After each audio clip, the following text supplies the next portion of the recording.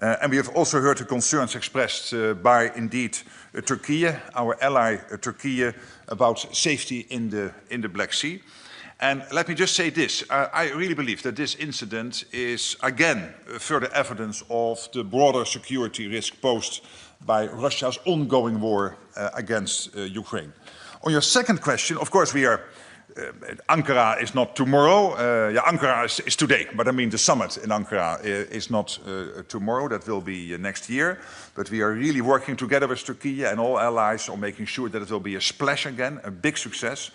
As you know, we will take decisions on the exact outcomes later.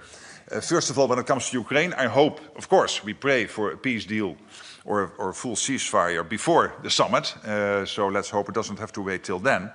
But when it comes to the summit, one of the elements, no doubt, and I'm not saying this is the outcome, but an important outcome of the summit has to be the follow-up of The Hague. So when it comes to defense spending, that a credible path is there to get to the 5%. When it concerns the defense industrial production, that we are ramping up defense industrial production, also making use of the impressive defense industrial base in Turkey.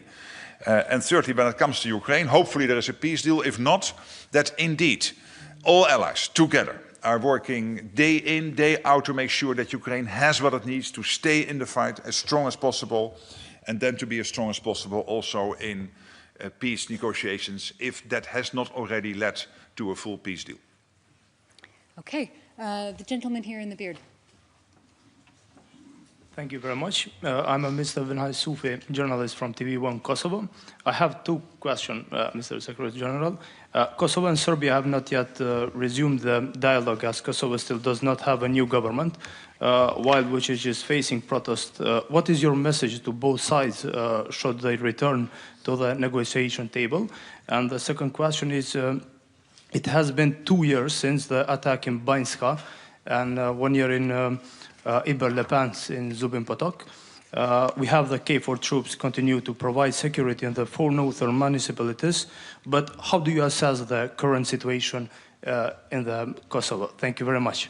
Well, as you know, on the second question, that for over 2 years we have consistently continued to call for accountability for the perpetrators of the attacks in both Srećan and Banska in 2023, to be brought to justice. My predecessor has worked on this with Aleksandar Vučić, the president of Serbia.